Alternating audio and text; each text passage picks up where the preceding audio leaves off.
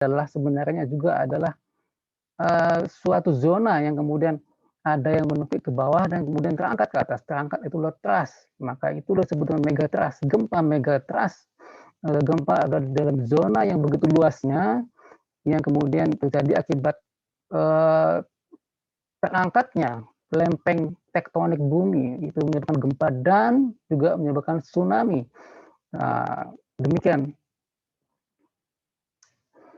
Mungkin juga ini sekedar, catatan kita bahwa gempa dan tsunami Banda Aceh yang terhebat itu tahun 2004 menyebabkan lebih dari 150.000 bahkan mencapai 230.000 di seluruh, negara yang terdampak. Sementara, gempa Sendai Jepang, yang kurang lebih sama dahsyatnya itu juga ternyata hanya dalam tanda kutip ya ini, hanya menyebabkan 20.000 orang.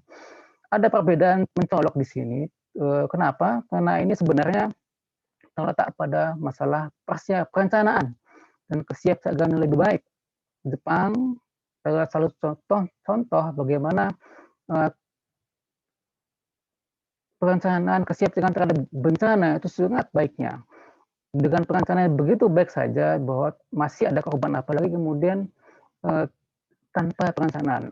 Banda Aceh, contoh gempa yang di Banda Aceh kemarin adalah satu contoh bagaimana kita saat itu masih pada tahapan responsif, belum pada tahap untuk pencegahan risiko atau pengurangan risiko. Dan itu akibatnya fatal, di mana bahwa begitu banyak nyawa yang hilang dan begitu banyak materi yang hilang. Ini adalah titik-titik gempa di mana yang terjadi sejak tahun 1900 di Indonesia.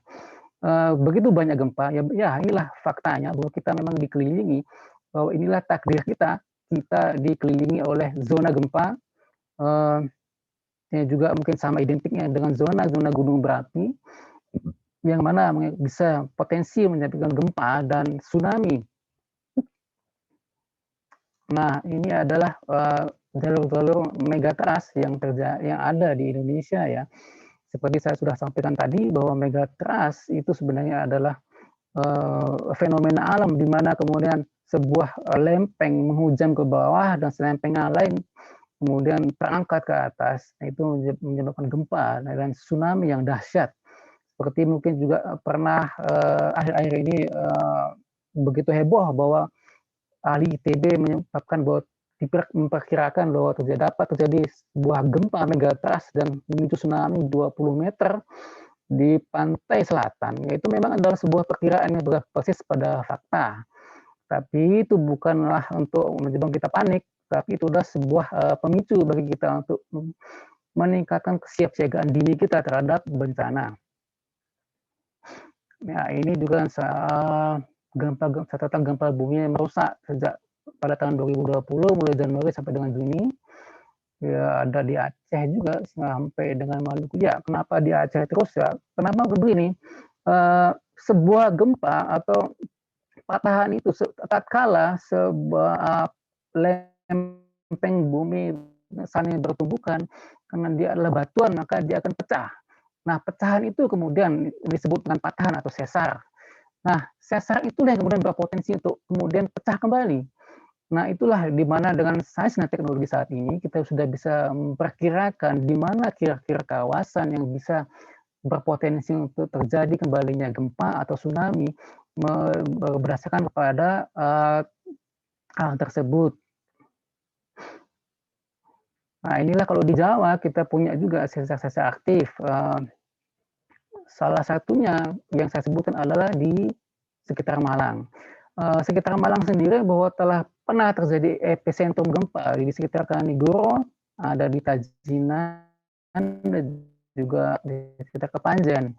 Ini pernah terjadi di situ diidentifikasi sebagai epicentrum gempa dan berpotensi untuk terjadi gempa kembali. Ini bukan untuk, menakut-nakuti, tapi kita untuk semata-mata kita untuk punya persiapan yang lebih baik dalam menghadapi gempa melalui mitigasi.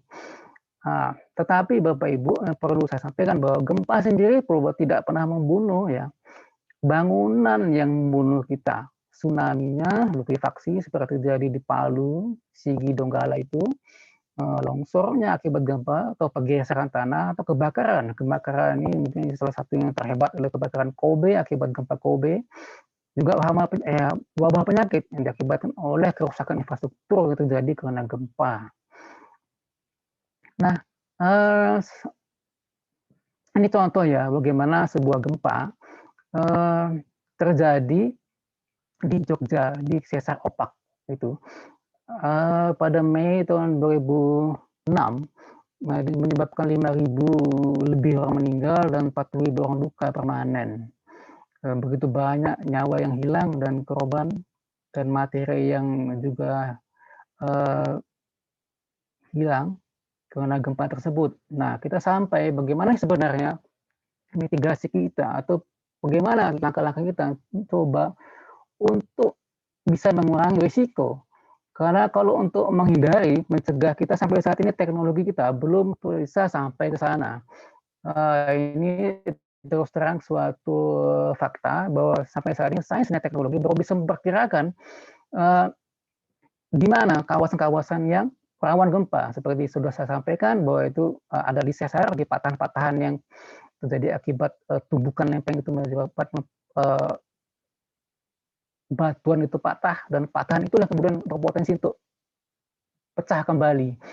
Nah, yang pertama perlu untuk mitigasi adalah pertama sosialisasi, edukasi, dan simulasi secara terus-menerus untuk membentuk budaya sadar bencana. Ini begini,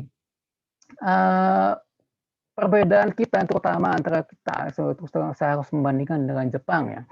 Di Jepang itu bahwa semua masyarakat itu sudah tahu bahwa wilayahnya itu sangat rentan terhadap bencana. Oleh karena itu mereka itu mulai dari tahap membangun rumah itu sudah punya standarisasi. Di sana kalau rumah-rumah dibangun itu tidak boleh di bawah standar, dan juga pembangunnya itu juga harus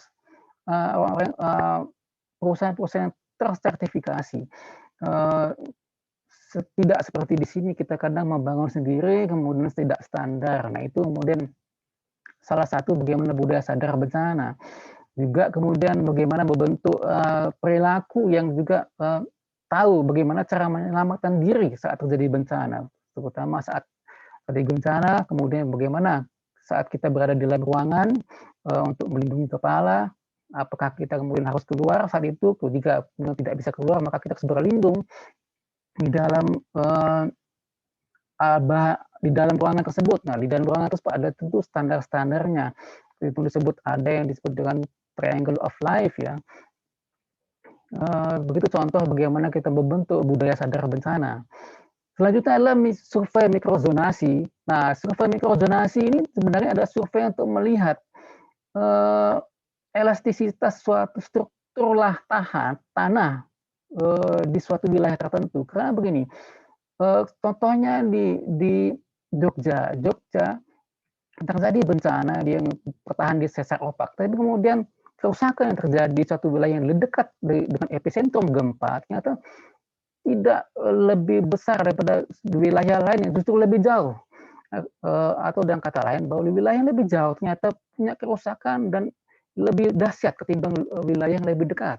Kenapa? Karena struktur tanah yang lebih dekat daripada epicentrum gempa ternyata tidak seelastis yang ada di lebih jauhnya. Nah, ini bisa diketahui dengan survei mikrozonasi sebenarnya. Ini adalah contoh bagaimana sains dan teknologi bisa dipergunakan untuk melihat atau untuk mengurangi dampak dari bencana, khususnya gempa bumi. Kemudian ada early warning system.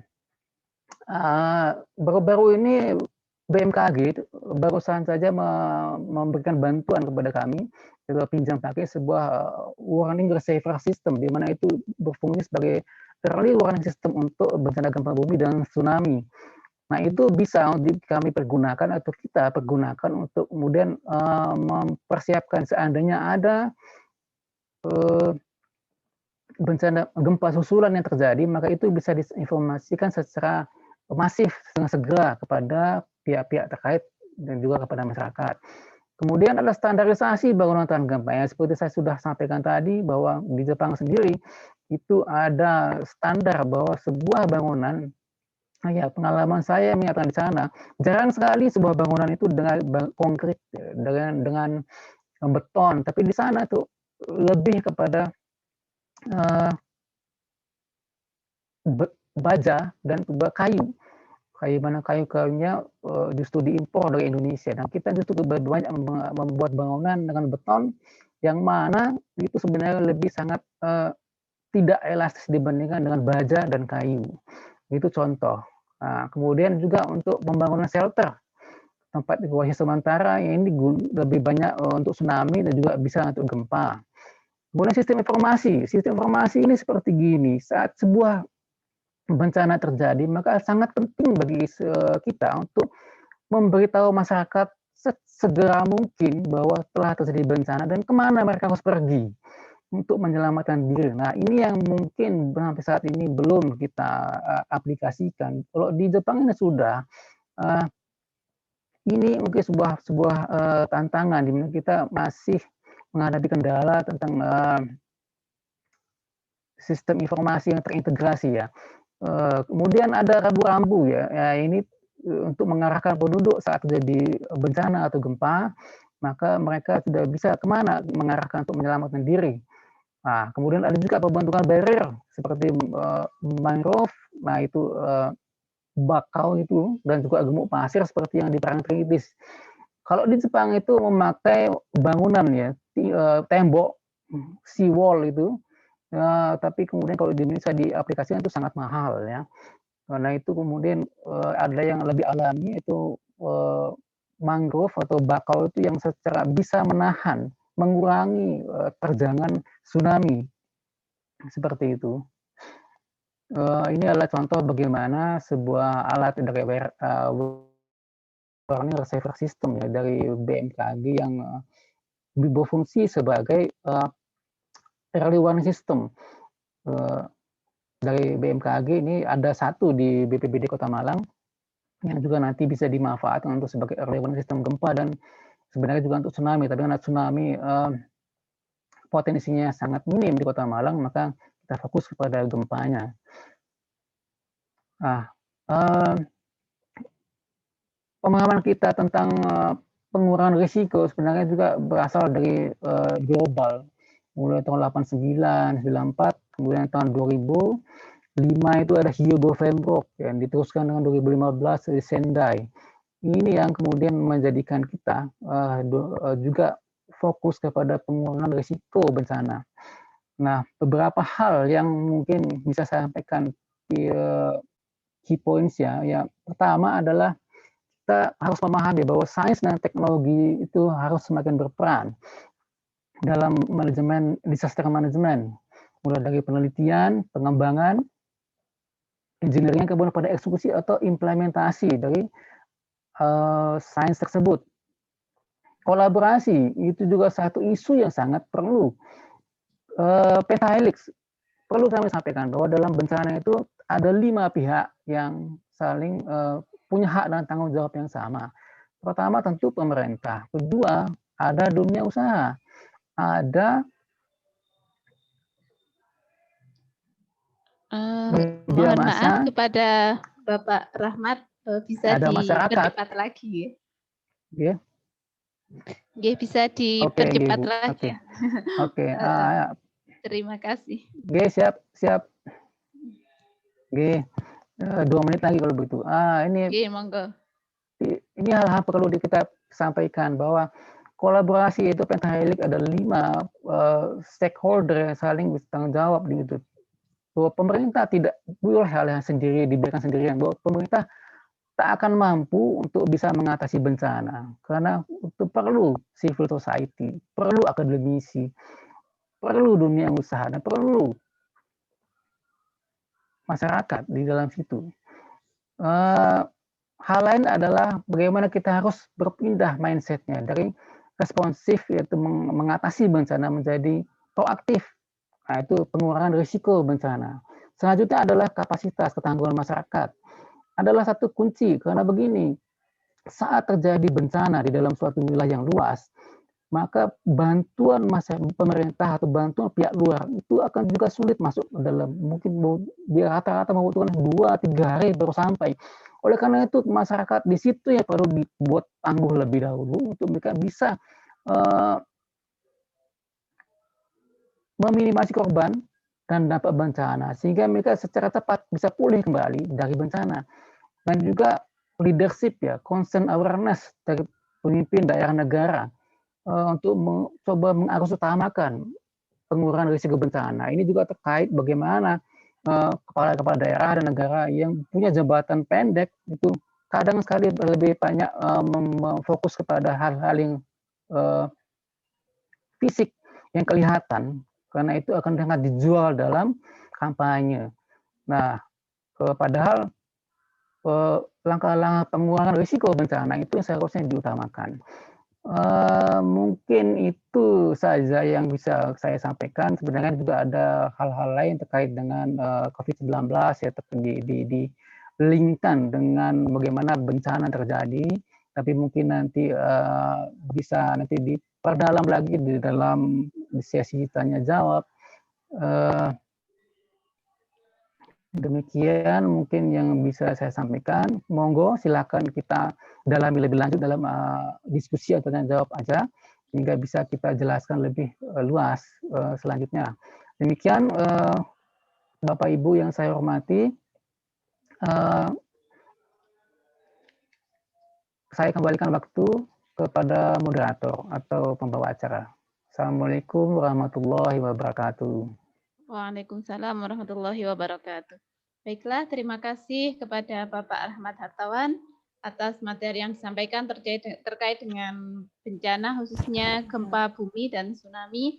Jadi tadi sudah disampaikan apa penyebab dari terjadinya gempa bumi, kemudian secanggih apapun teknologi tidak bisa mencegah secara pasti, hanya bisa memperkirakan, dan itu pun belum tentu signifikan, hanya kita tetap harus waspada, sehingga tadi sudah disampaikan mitigasi bencana ketika ada khususnya gempa bumi ya. Jadi apa saja yang harus direncanakan, apa saja yang harus dipersiapkan, standar-standar apa yang harus dipenuhi. Nah, itu ternyata berpengaruh.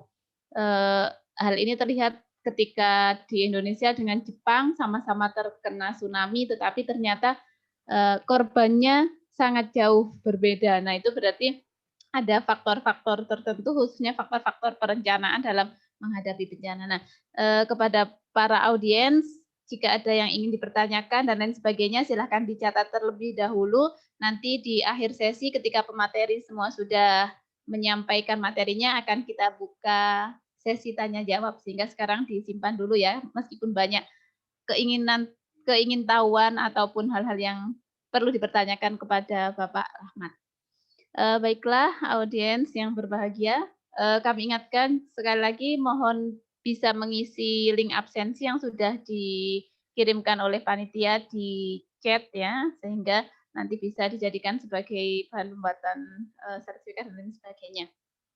Baiklah, langsung saja untuk pemateri yang kedua, karena kita juga masih membahas tentang berkah di balik bencana. Kalau tadi bencananya berupa bencana alam, gempa dan tsunami. Nah, ini yang kedua ini adalah bencana juga ya. Bisa disebut bencana atau tidaknya itu nanti pemateri dari Dr. Aurik Yudanagara. Beliau adalah Ketua Satgas COVID-19 yang ada di Kota Malang, dan beliau juga seorang dosen dan juga dokter yang ada di Department of Emergency Medicine University of Brawijaya. Beliau juga sebagai dokter di RSU Dr. Saiful Anwar Kota Malang. Nah, beliau adalah dokter di bagian Disaster Medicine and Pre-Hospital Care ya. Jadi beliau adalah dokter yang khusus menangani tentang pengobatan emergensi ya, darurat, termasuk dalam hal ini pasien-pasien yang terkena COVID-19 dan lain sebagainya. Langsung saja ya, di sini beliau juga banyak sekali pengalaman-pengalamannya, banyak sekali karya-karya dan juga pelatihan-pelatihan yang pernah diikuti. Untuk lebih jauh kita ketahui seperti apa yang akan disampaikan oleh Dr. Aurik Yudanagara terkait dengan pandemi COVID-19 2019 yang sampai saat ini kita masih merasakan. Langsung saja kepada Dr. Aurik Yuda SPEM, kami persilahkan. Terima kasih Ibu Moderator. Assalamualaikum warahmatullahi wabarakatuh. Waalaikumsalam warahmatullahi wabarakatuh. Waalaikumsalam warahmatullahi wabarakatuh. Suara saya jelas nih berarti. Oke. Kepada yang terhormat Bapak Rektor STAI Sekolah Tinggi Ilmu Agama Islam Al-Hikam, yang terhormat Ketua Yayasan Avicenna Dr. Wisnu Wahyuni, para asatid dari PP Al-Hikam dan Sekolah Alam Avicenna, Bapak Ibu pemateri dan Bapak Ibu peserta webinar keluarga PP Al-Hikam dan Sekolah Alam Avicenna. Izin menyampaikan sesuai dengan term of reference yang diberikan oleh panitia, saya ingin memberikan tentang situasi respon dalam COVID di Indonesia dan khususnya nanti Kota Malang. Jadi nanti ini saya akan mereview sedikit definisi kasusnya dan situasinya, dan berkaitan dengan indeks kerentanan bencana COVID, pandemi, wabah, itu masuk bencana juga. Dan nanti kesimpulan dan pelajaran apa yang bisa kita ambil untuk menyiapkan ke depannya. Ya. Jadi secara definisi operasional ini, jadi Kemkes ini berusaha untuk belajar ya untuk respon COVID, termasuk kita semua stakeholder. Jadi mulai bulan Maret kemarin itu sudah terhitung 5 revisi berkaitan dengan definisi operasional, ya berkaitan dengan pasien yang memenuhi kriteria ya atau masuk dalam inklusi apa itu COVID. Entah itu mulai dari kasus suspek, probable, sampai nanti konfirmasi.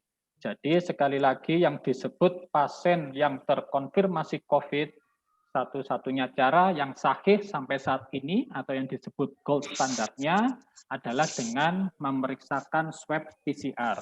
Ya, bukan tes, rapid test atau yang biasanya disebut rapid antibody. Ya. Lalu juga adalah bahwa ketika kita tinggal dalam zona bencana. Zona bencana ini adalah apa? Zona COVID ya, yang di situ ada persebaran secara lokal. Jadi nggak jelas nih sumbernya dari mana, ya karena memang 80% case dari COVID ini adalah yang ini confirm positif tanpa gejala. Kalau dulu yang namanya OTG, orang tanpa gejala, dan itu memang iya, ya. Jadi ketika kita merasa nggak nyaman, gejala flu, batuk, pilek, dan ada demam atau sesak nafas, itu bisa disebut suspek. Suspek itu adalah kecurigaan. Ya, sampai juga nanti ada yang disebut probable atau kemungkinan besar mengarah sangat kuat. Ya. Jadi misal ada suatu daerah yang mempunyai kapasitas untuk pemeriksaan swab atau PCR-nya ini terbatas, lalu ada pasien tersebut yang statusnya probable itu meninggal, maka wajib atau mandatory dilakukan kontak tracing. Karena sekali lagi virus ini tidak bisa jalan-jalan sendiri. Dia butuh host. Hostnya siapa? Yaitu adalah manusia. Yang tinggal di mana hostnya? Spesifik memang adalah di saluran nafas. Tetapi seiring berkembangnya keilmuan, ternyata COVID ini sudah mengarah ke penyakit yang berkaitan dengan pembuluh darah. Nah itu, jadi itu memang kalau uniknya penciptaan tubuh manusia ini memang gejalanya sesak, ya. Tetapi seiring dengan perkembangan keilmuan ada namanya respon penyakit ini sampai sistem kardiovaskuler. Sekarang banyak yang mengarah ke sana. Lalu dengan demikian apa yang disebut kontak erat? Ya ini sering nanti yang akan menjadi pertanyaan. Bila adalah kita tatap muka berdekatan terhadap kasus probable atau kasus yang mengarah kuat tadi, atau yang terkonfirmasi positif pada jarak 1 meter. Ya, karena sekali lagi ini memang masih penularannya adalah droplet. Droplet itu gampangannya adalah hujan lokal. Ya, virusnya itu tinggal di situ, ya ketika ada orang yang confirm positif, batuk, bersin dan sebagainya, tidak pakai masker, ya maka dia bisa menularkan. Nah, jarak aman memang sesuai apa ini sumber Sokih yang sekarang itu adalah 1 meter. Ada yang bilang lebih dari 2 meter, itu lebih baik lagi. Dan jangka waktu 15 menit atau lebih. Termasuk adalah kalau lebih operasional lagi, otomatis adalah sentuhan fisik secara langsung, bersalaman, berpegangan tangan, dan sebagainya. Malah kalau dari WHO itu nyebutnya adalah bernyanyi bersama, ya itu ya. Termasuk saya seandainya kalau memberikan perawatan langsung, tetapi tidak memakai alat pelindungan diri yang lengkap. Nah itu berarti termasuk termasuk kontak erat. Beda kalau saya pakai yang kayak seperti baju astronot itu atau yang coverall, merawat pasien COVID, nah berarti saya tidak masuk kontak erat karena alat pelindungan diri saya adalah lengkap. Ya, ini adalah kapan disediakan isolasi. Saat ini memang karena banyak kasus yang tanpa gejala, ya, sama juga untuk mengurangi, membantu rumah sakit ya dalam merespon COVID ini, karena COVID ini sekali lagi adalah tanggung jawab bersama, maka konfirmasi tanpa gejala yang asimptomatis, ya, yang ini biasanya banyak memang adalah generasi yang ras kuat ini, yang muda-muda ini memang ya kebanyakan, tetapi sekali lagi yang muda banyak juga yang kena juga, yang sampai ngapunten sampai meninggal juga ada, ya. Tetapi memang lebih banyak yang yang usianya lanjut usia memang ya itu bisa dilakukan isolasi mandiri, ya, dan tidak perlu dilakukan follow up yang namanya swab PCR untuk menyatakan kesembuhan. Jadi cukup 3 hari tanpa gejala, ya pasca isolasi mandiri yang 10 hari itu, maka puskesmas setempat akan mengeluarkan surat selesai isolasi. Dalam hal ini kurang lebih satu bulan ini lebih kalau pemerintah Kota Malang adalah menyediakan safe house yang ada di depan Jalan Kawi, ya. Itu jadi ada definisi operasional per 6 November. Nah ini case-nya ya memang masih meningkat ya. Jadi kalau ini adalah kurvanya adalah saya lupa eksponen ya. Jadi selama nanti ini bisa agak flat ya, lurus gini berarti itu menandakan case-nya sudah berhenti. Nah, case tiap yang baru yang warna biru ini ya sempat memang sangat kerasa sekali, memang benar. September itu adalah kami merasa tinggi-tingginya. Ya, sempat berharap kemarin Oktober awal ini case-nya mulai turun. Ternyata sekarang sudah mulai naik lagi. Nah, ini ada apa ini? Nah, itu ya pertanyaan yang menarik ya. Itu. Lalu juga ini evaluasi pasca PSBB Kota Malang Raya ya. Masih ingat betul pada akhir Idul Fitri waktu itu ya selesai PSBB. Nah, setelah itu case-nya agak meningkat, bukan karena PSBB-nya yang kurang, tetapi adalah mobilitas pada akhir PSBB. Saat itu adalah ada hari besar keagamaan. Ya.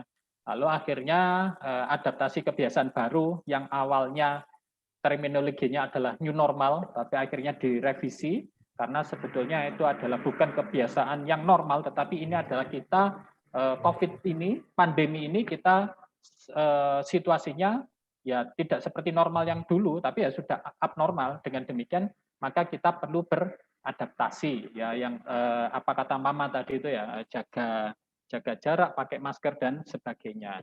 Hingga ada definisi baru pada akhir September ini. Case-nya ini adalah turun. Ini berkaitan dengan pola administrasi pencatatan. Tapi nanti kita lihat indikator-indikator yang lain yang tidak hanya case positif harian. Nah, lalu bagaimana menghitung indeks risiko? Jadi gugus tugas nasional, Pak Doni, ya itu ada 3 kriteria utama yang kemarin bisa sampai 25, tetapi ini yang paling mudah hampir sama. Ada 3 kriteria utama dengan 15 poin. Jadi itu epidemiologi, itu adalah berkaitan dengan case harian, termasuk kalau dulu ada namanya ODP, PDP, kalau sekarang itu adalah suspek sama probable. ya yang menurun dari selama 2 minggu dari puncak tertinggi. Misal taruhlah 2 minggu lalu case Kota Malang 100, maka pada hari ini ya selama 2 minggu harus case-nya adalah turun 50 sehari ya. Nah, lalu juga adalah penurunan positif rate, angka positif yang dirawat di rumah sakit 2 minggu terakhir dari puncak target ya sampai 50% dan sebagainya. Penurunan ke angka kematian, lalu adalah survei kesehatan masyarakat poin 11 sama 12 ya, jumlah pemeriksaan spesimen meningkat. Jadi tesnya ini harus ditingkatkan ya. Jadi jangan sampai menganggap mesti aja tesnya banyak, case-nya meningkat. Nah, nanti kita lihat nih kurvanya seperti apa. Ya, semakin banyak dites maka kita akan semakin bisa mencari orang yang tanpa gejala tadi. Sehingga kalau spesimen yang diteskan ini banyak, otomatis nanti akan menjadi pembagi. Sehingga harapannya seandainya bisa kita sebut bahwa case di suatu daerah terkontrol, bahwa positif rate-nya adalah di bawah 5%. Lalu juga adalah poin 13, 14 ini adalah angka kecukupan rumah sakit, ya apakah masih bisa nampung enggak pasien yang dengan COVID ya, entah itu baik di ICU-nya atau tempat tidur, termasuk adalah rumah sakit darurat, termasuk juga adalah safe house. Jadi ini kalau pemerintah Jawa Timur mengeluarkan zonasi risiko tinggi sedang rendah dari 15 kriteria tadi di tabulasi datanya, di ranking ya hingga keluar skor ini, lalu ada zona risiko tinggi, sedang, rendah dan sebagainya. Ya. Nah, sekarang kita coba memotret dari 15 indikator tadi ya data yang saya punya saja ya public health. Ini adalah data pada Mei sekali lagi ya. Nanti kita bandingkan ya pada Mei adalah hasil spesimen yang mampir ke lab diagnostik untuk COVID ini ya, untuk yang bisa melakukan swab test ya. Ternyata pada bulan Mei itu positif rate-nya masih 27. Padahal kita tahu bahwa bisa dikatakan terkendali adalah kalau positif rate-nya adalah 5%. Nah, contoh juga yang spesimen ini dari 7.800 spesimen ini positif rate-nya yang 21% ini ternyata yang warna merah ini yang ternyata orang yang tanpa gejala waktu itu, kalau sekarang ini positif tapi tidak ada gejala, ini yang ras-ras yang kuat tadi itu ya, yang muda tadi itu adalah 35%, kurang lebih sepertiganya. Ya, itu ya. Lalu kita lihat berikutnya.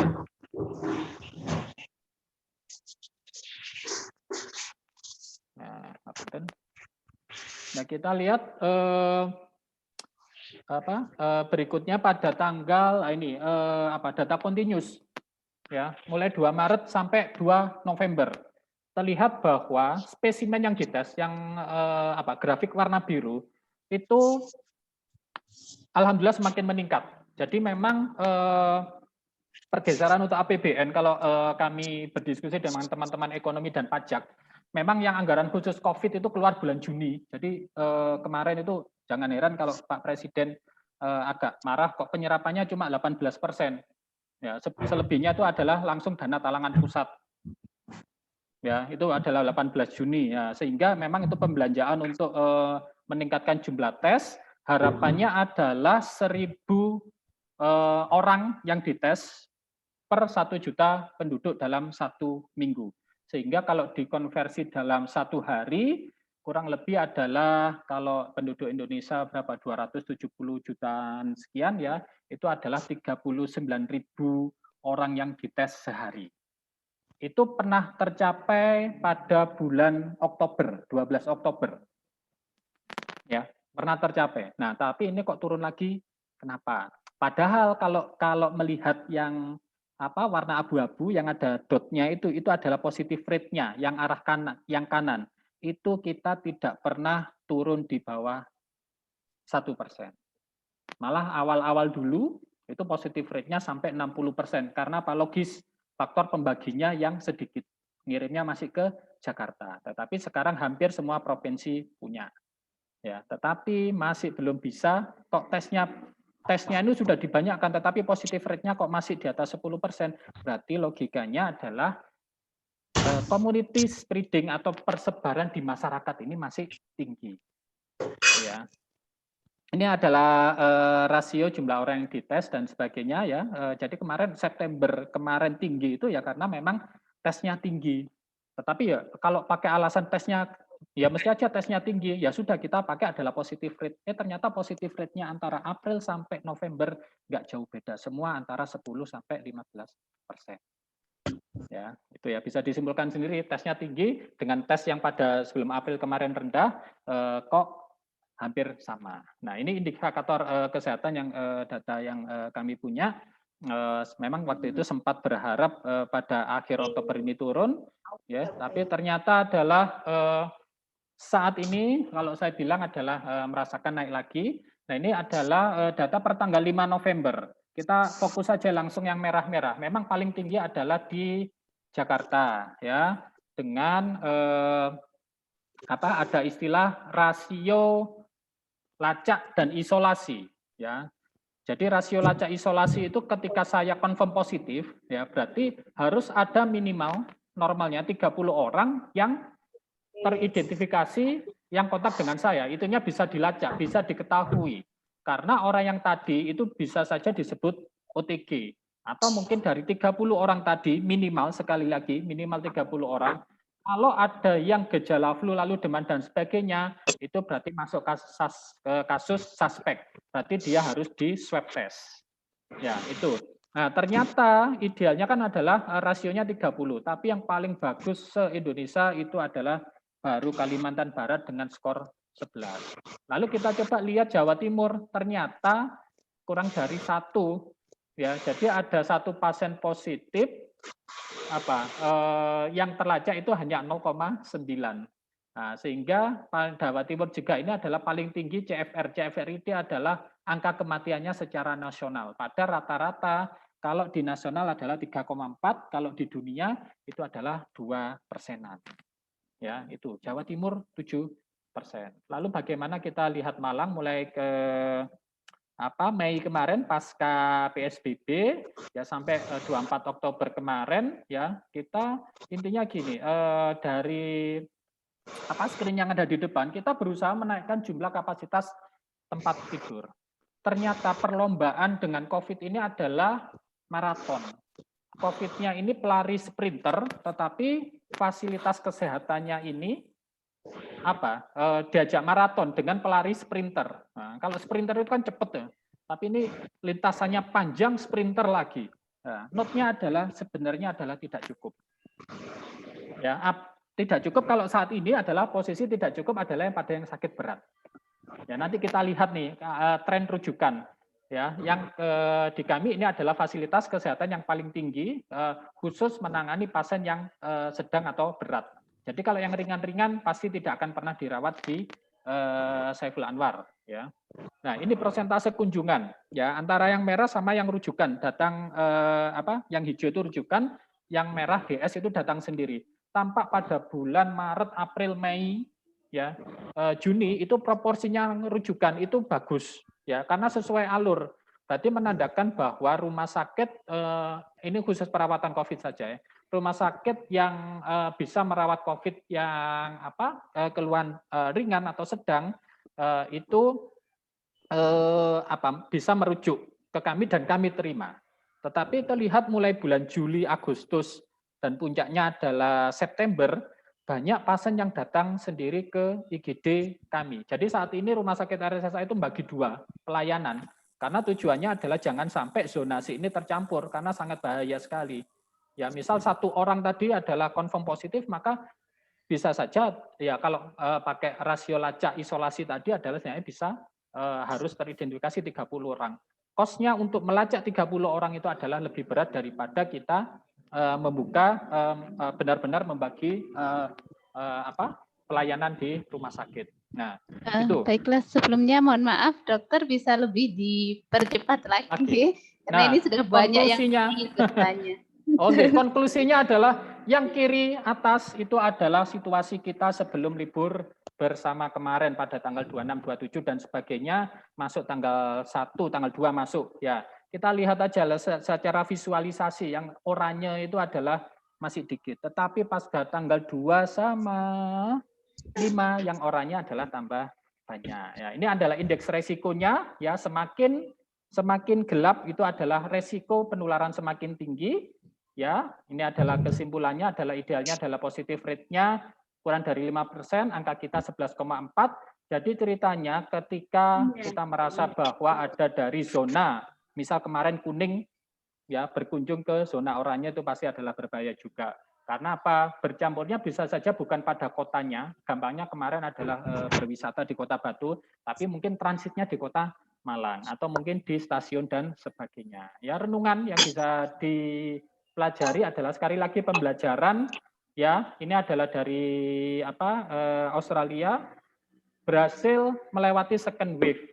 Caranya adalah dia adalah tetap menaikkan testing, ya, sama juga adalah kelompok-kelompok rentan, dalam hal ini adalah misal ekonomi dan sebagainya, bansos dan sebagainya, ya sudah seberapa kuat kita. Kalau memang negara nggak kuat untuk membiayai orang yang melakukan isolasi mandiri, jangan-jangan kita yang berkecukupan ini cukup layak untuk didenda ketika tidak memakai masker supaya bisa memberikan support logistik terhadap orang-orang yang melakukan isolasi mandiri lagi.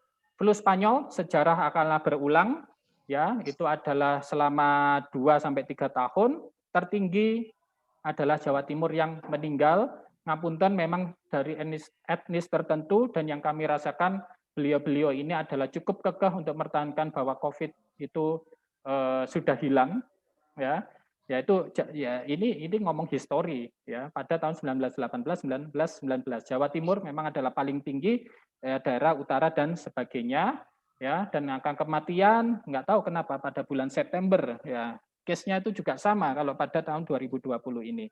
Ya, jadi kearifan lokal waktu itu menggunakan wayang, kita ayo berkolaborasi sekarang kalau kearifan lokalnya ini apa, menggunakan apa nih supaya bisa mengedukasi. Itu saja dari saya. Terima kasih.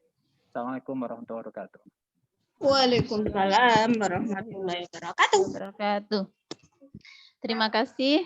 Kami sampaikan kepada Dr. Aurik yang sudah dengan jelasnya menyampaikan terkait dengan perkembangan kasus COVID yang ada saat ini, kemudian juga hal-hal apa yang harus dilakukan, kemudian juga tadi ditekankan bahwasanya kearifan lokal apa yang bisa kita lakukan saat ini untuk bisa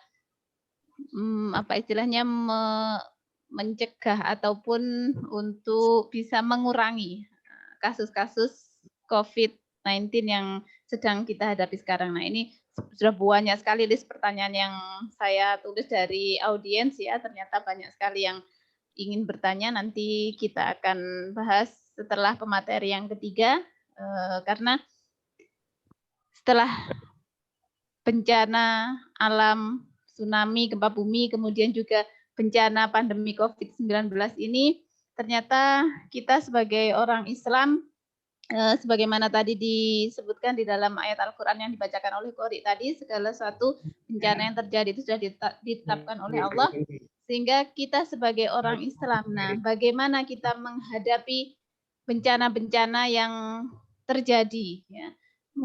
Apakah kita sebagai orang Islam ini hanya pasrah saja, karena banyak sekali di masyarakat yang mengatakan saya tidak takut COVID, saya hanya takut kepada Allah. Nah, tapi kenyataannya ketika mereka mau diadakan rapid test dan sebagainya, mereka juga ketakutan dan lain sebagainya. Bahkan ada yang merasa COVID itu tidak ada dan lain sebagainya. Nah, bagaimana dalam perspektif Islam serta bagaimana kita sebagai umat Rasulullah SAW menghadapi hal-hal tersebut?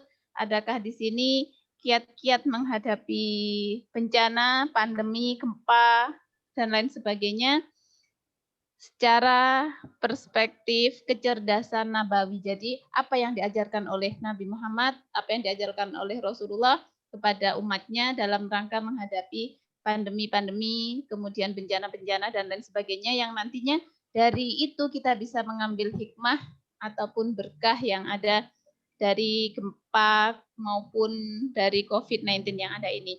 Baiklah, langsung saja pemateri yang ketiga, yaitu Dr. Rosyidin MPDI. Beliau adalah dosen sekaligus peneliti dari STAI Ma'had Ali Kamalang.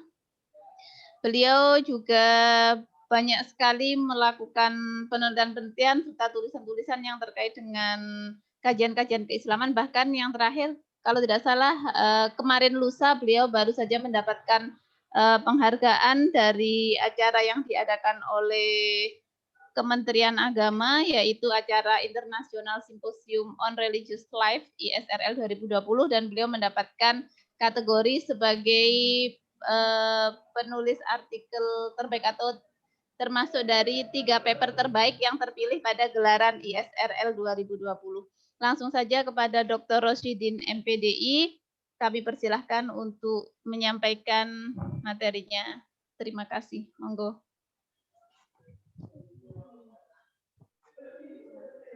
Sharingnya kelihatan. Kelihatan.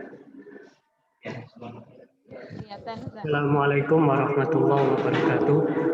Waalaikumsalam warahmatullahi wabarakatuh.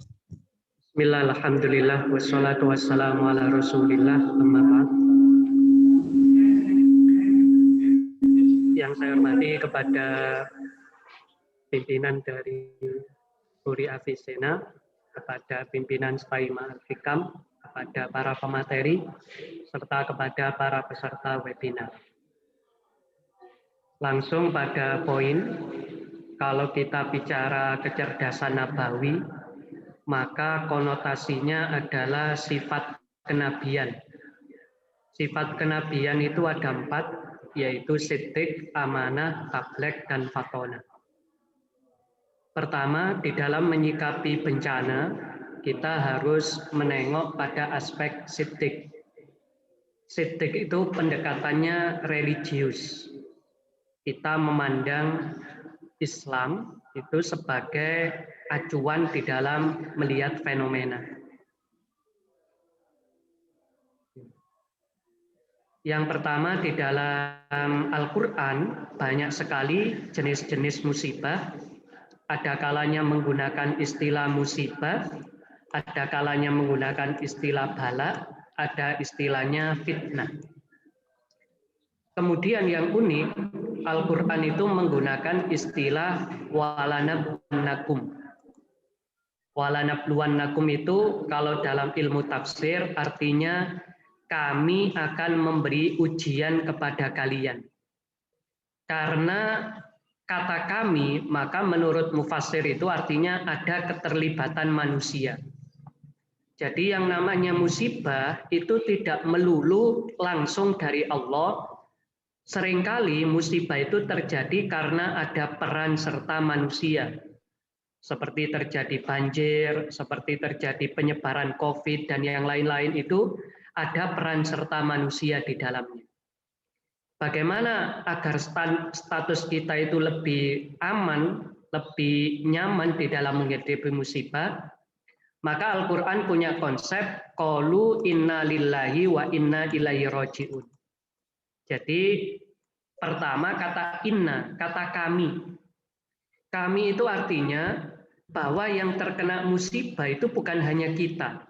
Sejak zaman Nabi Adam sampai sekarang pun itu manusia mengalami musibah-musibah dan tidak akan pernah selesai. Yang berbeda hanya jenis musibahnya, tapi yang pasti semua manusia kena musibah.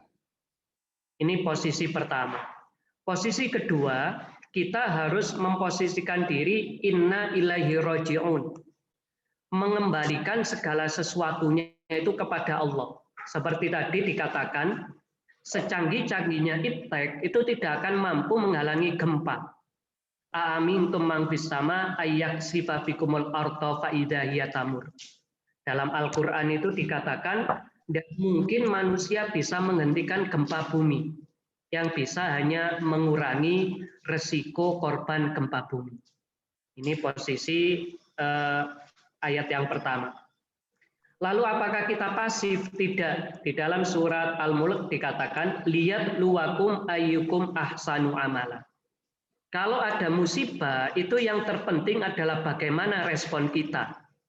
Ahsan itu artinya yang berkualitas. Dengan demikian, kalau ada musibah, itu seperti tadi dicontohkan oleh Bapak pemateri, niru bagaimana Jepang itu merespon segala musibah itu dengan berkualitas. Baik yang bersifat preventif maupun kuratif, itu selalu dilakukan. Ini ahsanu amala. Kita belajar bahwa musibah itu tidak disikapi dengan pasif, tapi dengan proaktif dalam konsep ahsanu amala, respon yang terbaik. Yang kedua, ada bahasan yang lain di sini dikatakan, musibah itu akan memfilter siapa orang-orang yang sodaku dan siapa orang-orang yang berdusta. Kita tidak bisa mengklaim orang itu punya iman atau tidak hanya gara-gara tidak pakai masker. Itu tidak bisa seperti itu. Orang yang pakai masker itu belum tentu imannya rendah. Sebagaimana orang yang tidak pakai masker itu imannya tinggi. Yang pasti dalam setiap musibah itu ada namanya fitnah. Fitnah itu ujian keimanan. Kalau iman kita kuat kepada Allah Subhanahu wa taala, maka kita akan ahsanu amala.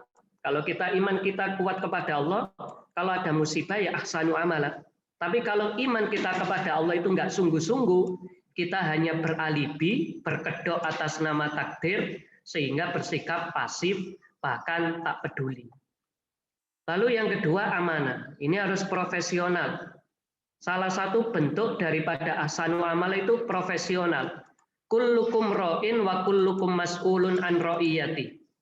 Kita ini bertanggung jawab pada diri sendiri. Jadi ibda' binafsik. Kita tidak bisa menyalahkan pemerintah, tidak bisa menyalahkan satgas, menyalahkan medis dan yang lain-lain. Kita bertanggung jawab terhadap dirinya sendiri. Kalau dia jadi satgas, tugasnya apa? Kalau kita jadi rakyat, tugasnya apa? Kalau pemerintah, tugasnya apa? Ulama, tugasnya apa? Itu profesional. Kita tidak perlu untuk menilai kinerja orang lain. Yang penting kita fokus apa yang menjadi tugas dan tanggung jawab kita.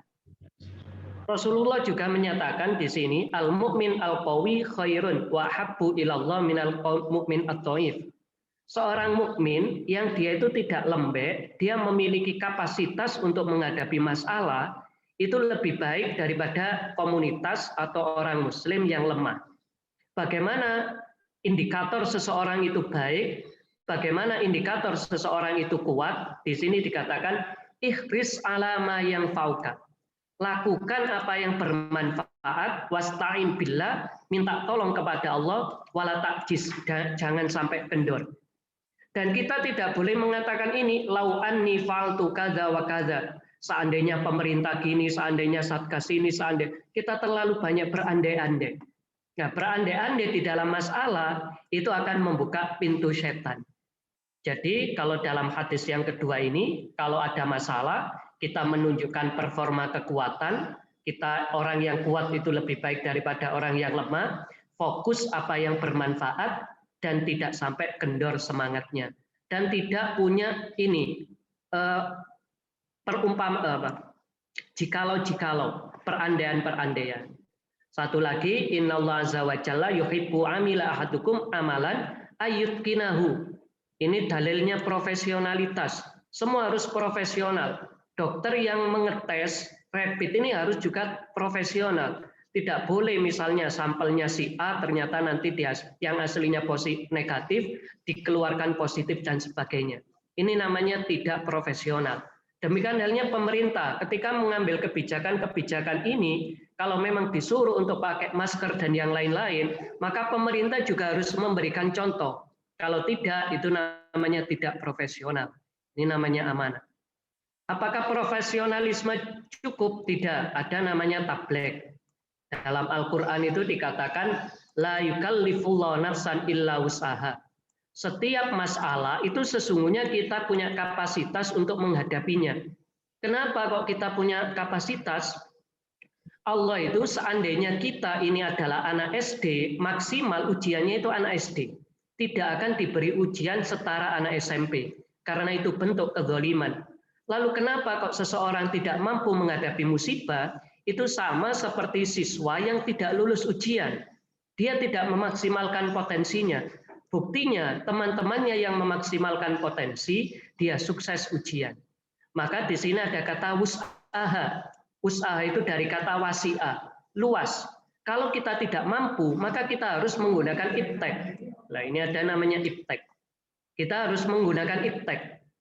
Di dalam Al-Quran pun, orang tidak cukup berdoa untuk sembuh. Di sini dikatakan, urkut birijlik adza muhtasalun baridun wasyarab. Ketika Nabi Ayub sakit, itu beliau tidak langsung doa langsung sembuh, tidak.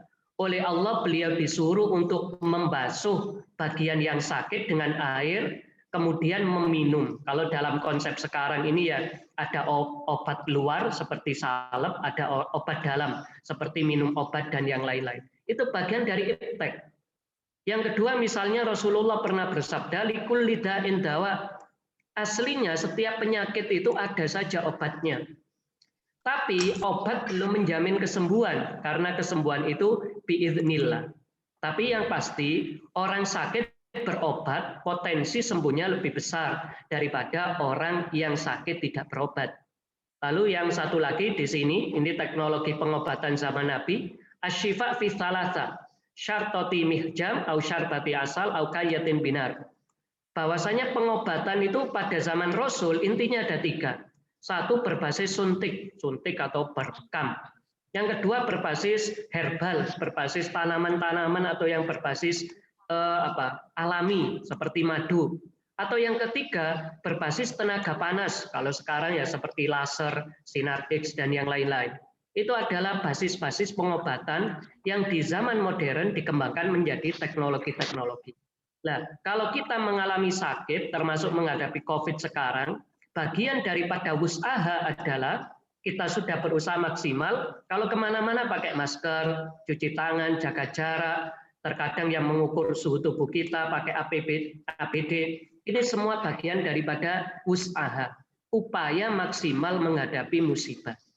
Yang terakhir adalah fatona.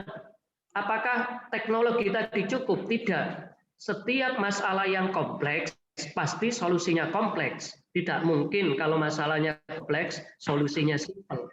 Maka di sini misalnya dibutuhkan kerjasama. Tidak mungkin dokter saja yang mampu menangani. Dia perlu kerjasama dengan tokoh masyarakat. Contoh sederhana, kalau di pesantren ada dokter datang menyuruh santri-santri untuk maskeran, tidak akan ada yang peduli. Tapi begitu kiainya pakai masker, maka seluruh santri secara otomatis akan pakai masker. Karena di sini, kiainya ini kalau dia memberi contoh seperti kita lihat di pesantren Lirboyo, itu beliau itu pakai masker, langsung seperti itu. Jadi ini ada perlu kolaborasi. Nah, prinsip kolaborasi ini diteladankan oleh Rasulullah dalam saat peperangan, saat hijrah. Rasulullah itu walaupun dijamin menang, idza jaa nasrullahi wal fath atau inna fatahna laka fatham mubina, pasti sukses. Namun Rasulullah tidak pernah melupakan untuk kerjasama, tidak melupakan strategi, tidak melupakan ilmu. Jadi selain tadi aspek-aspek tadi diperlukan pendekatan multidimensional. Orang tidak bisa bergerak sendiri, dokter tidak bisa bergerak sendiri, ulama tidak bisa bergerak sendiri, semuanya perlu berkolaborasi dalam konteks wa ta'awanu 'alal birri wat taqwa. Saya kira itu beberapa poin yang saya sampaikan, nanti bisa dielaborasi kalau ada yang mau dikomentari, ditanyakan. Wa'alaikum minkum, wassalamualaikum warahmatullahi wabarakatuh.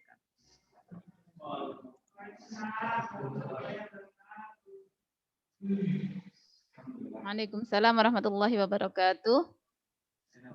Terima kasih kepada Dr. Rosyidin yang sudah menyampaikan materinya dengan singkat, padat, dan jelas ya terkait dengan bagaimana kita menghadapi bencana, perspektif kecerdasan nabawi. Jadi tadi sudah disampaikan kalau kita mengarahnya pada kecerdasan nabawi, maka ada 4 sifat Nabi yang yaitu sidik, amanah, tablik, fatonah.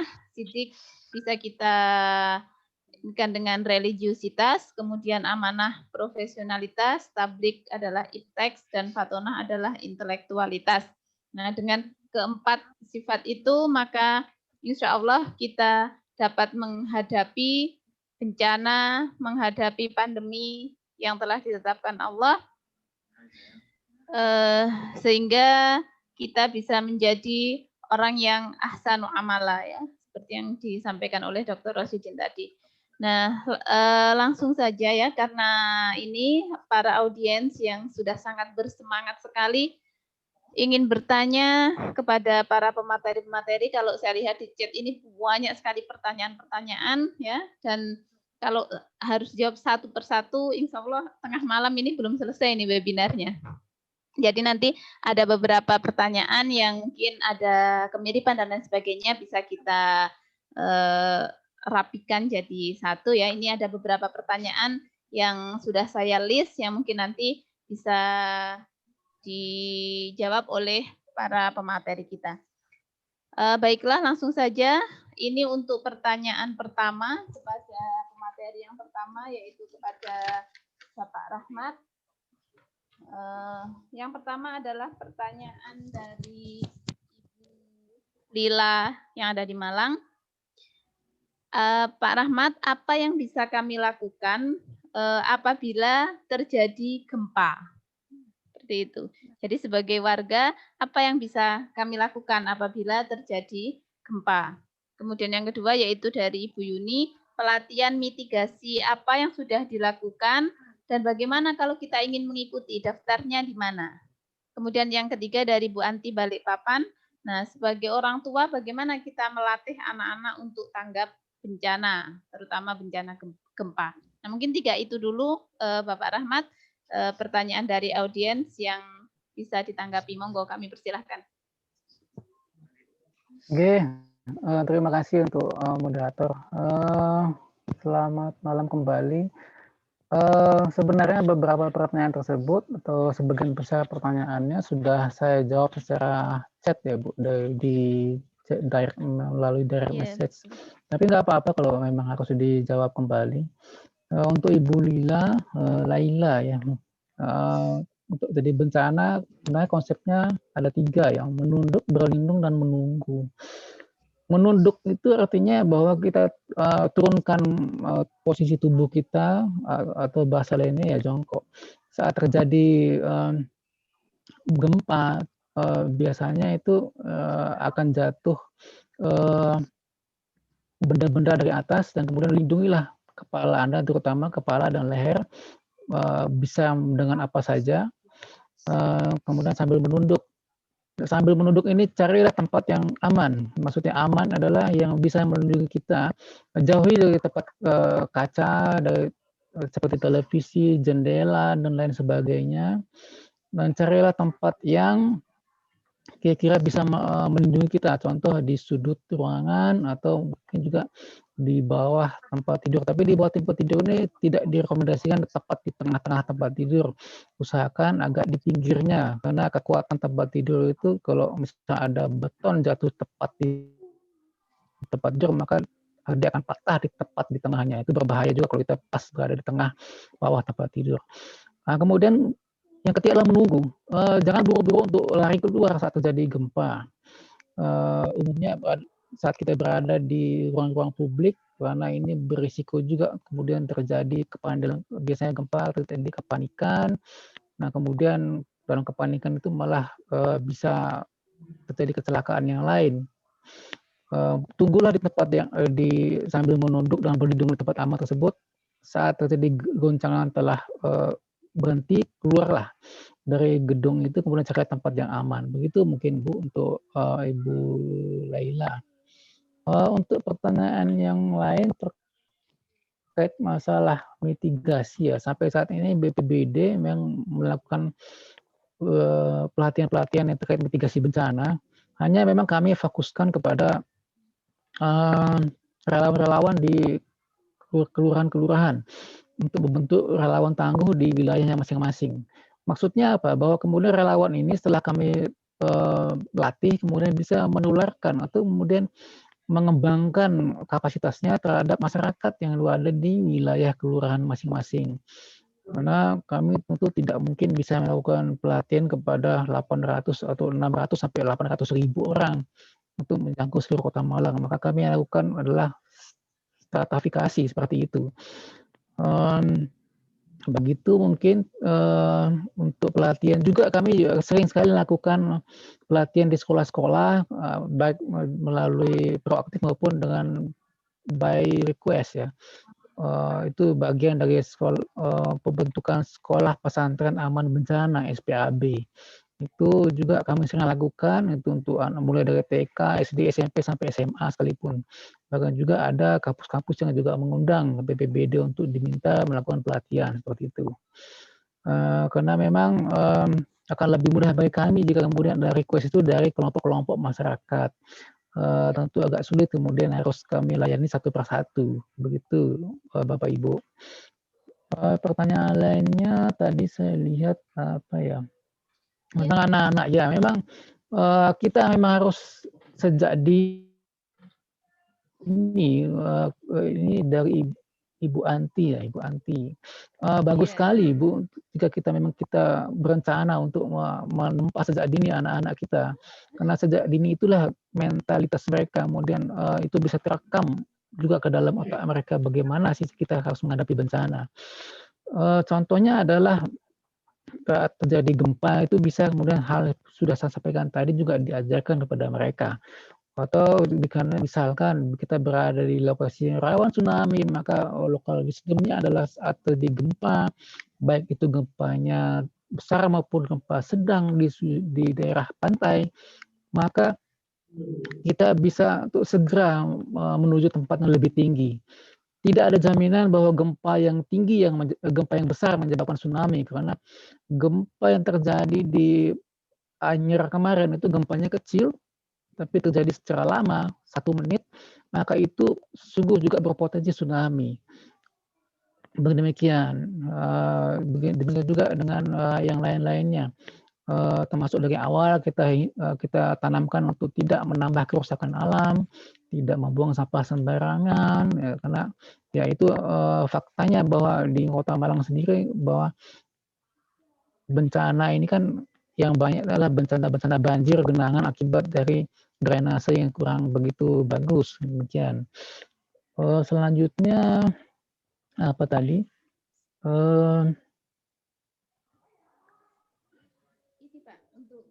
Ya, untuk kesiapsiagaan masalah gempa. Bagaimana kok untuk sebelum gempa? Sebelum gempa, kemudian kalau ada gempa, gimana Bu? Menyiapkan ada gempa susulan dan lain sebagainya. Ya, kalau saat terjadi gempa sudah saya sampaikan tentang langkah tadi, bahwa pertama adalah menunduk, kemudian berlindung, dan kemudian menunggu. Itu penjelasannya sudah saya sampaikan di awal tadi. Kalau untuk sebelum gempa, jika ada potensi terjadi gempa, di mana kemudian menurut saya seluruh wilayah Indonesia, hampir seluruh wilayah Indonesia itu punya potensi terjadi gempa, maka yang perlu dilakukan adalah mitigasinya. Yaitu pertama, rumah-rumah kita itu harus punya standarisasi untuk tahan gempa. Jika memang kita mau membuat bangunan dari beton, maka pastikan bahwa kolom-kolom betonnya memenuhi standar konstruksi yang minimal. Demikian. Begitu pula dengan jika hendak membuat 2 lantai, berapa ukuran kolomnya, kolom betonnya. Atau jika hendak membuat yang berasal dari baja, ya juga tidak apa-apa, itu lebih elastis dan lebih tahan gempa. Dan jangan lupa bahwa bangunan-bangunan dari kayu itu juga jangan dianggap remeh, bahwa itu adalah lokal wisdom dari sejak nenek moyang kita. Bahkan juga di Jepang, rumah-rumah tinggal itu sebagian besar terbuat dari kayu. Hampir tidak ada saya temui di sana saat saya di sana. Hampir tidak ada rumah-rumah tinggal yang terbuat dari beton. Hampir semua rata-rata dibuat dari kayu, dan kayunya juga berasal dari Indonesia. Demikian. Itu untuk mitigasi gempa, dan juga ya salah satu hal yang sangat bermanfaat adalah pentingnya kita saat terjadi bencana itu berada di wilayah yang rawan rentan bencana seperti Indonesia adalah kita perlu menyiapkan diri, salah satunya menyiapkan 1 kantong atau 1 koper yang memang kebutuhan rumah tangga keluarga kita selama 2-3 hari. Gunanya apa? Saat terjadi bencana yang masif di satu wilayah, bantuan masuk biasanya akan hanya paling cepat terjadi dalam 2-3 hari. Maka itulah gunanya kita mempersiapkan 1 koper khusus koper bencana, koper kesiapsiagaan bencana, mungkin bisa seperti itu. Yang berisi kebutuhan pokok kita selama 2-3 hari satu keluarga. Itu gunanya seperti tadi, kita persiapkan diri kita dari bencana. Saat terjadi bencana kita siap, sebelum bencana kita siap, saat kalaupun terjadi bencana kita pun sudah siap. Demikian mungkin Ibu yang bisa saya sampaikan. Terima kasih. Terima kasih Bapak Rahmat atas jawaban yang diberikan, dan beliau juga sudah beberapa menuliskan jawabannya di kolom chat untuk bisa dibaca para audiens. Baiklah, untuk pertanyaan yang kedua kepada Dr. Aurik, yaitu yang pertama yaitu pertanyaannya dari Ustadz Doni, apabila seseorang terkena COVID-19, apa bisa terkena lagi? Kemudian yang kedua, dari TK, SD 1, SD 3, dan SD 5, kalau hanya droplet saja bisa menularkan virus, mengapa swab harus dilakukan dengan cara mengkorek-korek tenggorokan, hidung, dan lain sebagainya? Kemudian pertanyaan juga dari Bu Yuni untuk Dr. Aurik, yaitu apa cukup hanya pencegahan di lapangan saja, sementara yang terjadi di lapangan saat ini masyarakat banyak yang belum percaya terkait dengan keberadaan COVID ataupun bahaya dari COVID itu sendiri. Kemudian pertanyaan dari Ibu Laila, yaitu sebenarnya hoax apa tidak virus COVID ini bisa menempel di benda selama 9 hari. Dan yang terakhir yaitu bagaimana jika ada orang yang sakit dan tidak mau dibawa ke rumah sakit karena takut nanti langsung divonis positif COVID, kemudian kalau meninggal jenazahnya harus diperlakukan secara khusus dan lain sebagainya. Sementara itu dulu untuk Dr. Aurik, pertanyaannya nanti bisa diisi lagi. Terima kasih, monggo silakan kepada Dr. Aurik. Ya, terima kasih Bu Moderator. Pertanyaan pertama, apa bisa terkena lagi? Bisa. Ya, tetapi untuk diagnostik ya, jadi untuk swab test itu adalah mengambil sampel virus, tetapi itu bukan keseluruhan bentukan dari virusnya atau istilahnya genomnya. Karena kalau genomnya ya itu perlu istilahnya kalau teman-teman di biologi itu perlu sequence proteinnya yang lengkap untuk mendiagnostik secara spesifik virusnya ini apa. Ya. Jadi kalau terlapor di dunia itu baru 24 infeksi ulangan. Jadi seandainya kalau ada gejala lagi, ya kalau mau benar-benar ini adalah infeksi ulangan atau tidak, ya berarti harus keseluruhan protein virusnya tersebut ya itu dipetakan. Yaitu nanti teman-teman yang ahli genomik ini. Ya, itu harus dipetakan. Dan memang kalau zona baru 24 yang terlaporkan. Ya, untungnya adalah dan pelaporan untuk yang sequencing tadi itu genomnya itu sangat penting karena untuk pengembangan vaksin. Ya, jadi rintisannya adalah kalau sekarang ya kalau seandainya ngomong COVID itu adalah hoax, ini adalah alat upaya pabrikan vaksin dan sebagainya. Ya, jadi data sequence vaksin ini adalah open source sekarang. Ya, jadi semua negara itu bisa mengakses, ya siapa yang tadi punya kemampuan secara profesional maka bisa mengembangkan vaksinnya. Ya, jadi open source, istilahnya kalau mungkin kalau program itu yang nggak belilah, open source dan bisa dikembangkan. Ya, itu. Ya, jadi rintisannya yang kemarin waktu zamannya Bu Siti Fadila itu memang ya. Lalu adalah kalau dari droplet, kenapa swabnya harus di nasofaring hidung sama di tenggorokan? Karena memang istilahnya tempat ngumpulnya, tempat kongkonya COVID-nya tadi itu adalah di nasofaring. Jadi kalau sudah intinya keluar itu kan berarti kan menyebar. Jadi kita meningkatkan kemungkinan memperbanyak kemungkinan dapat di sumbernya. Ya, itu di sana logikanya ya. Memang penularannya memang dari droplet. Ya, seperti itu. Dari Dr. Wisnu pencegahannya dilakukan, bagaimana sekarang? Ya memang sinerginya, Dok, kerja bareng, iya, tetapi kendalanya kalau lelahnya bareng. Ya, lelahnya harus gantian. Itu yang menandakan kerja bareng. Jadi harus gantian lelahnya, karena COVID-nya bekerjanya juga bersama-sama. Ya, jadi semua stakeholder ya secara profesional tadi ya memang adalah perubahan perilaku itu adalah yang cukup susah. Mungkin mengetahui bahwa pencegahan paling mudah adalah menggunakan masker, distancing dan sebagainya. Tetapi untuk berbuat seperti itu adalah harus saling mengingatkan saya lupa amar ma'ruf apa nahi mungkarnya. Kalau nahi mungkarnya tadi nopo didenda di sebagainya ya kalau ada uangnya ya, tapi kita lihat local wisdomnya kira-kira bisa mampu seperti apa ya. Tadi mungkin efektif tadi yang Pak Yayi itu tadi ya. Jadi kita harus yang namanya pemangku kebijakan, guru dan sebagainya harus bisa melihat, oh ini pantasnya bisanya dengan cara seperti ini tuh ya. Hoax menempel pada apa selama benda 9 tadi hari. ya selama 9 hari. Jadi macam-macam, Bu. Memang kalau untuk metal itu paling lama, makanya handle pintu, tombol lift, terus relnya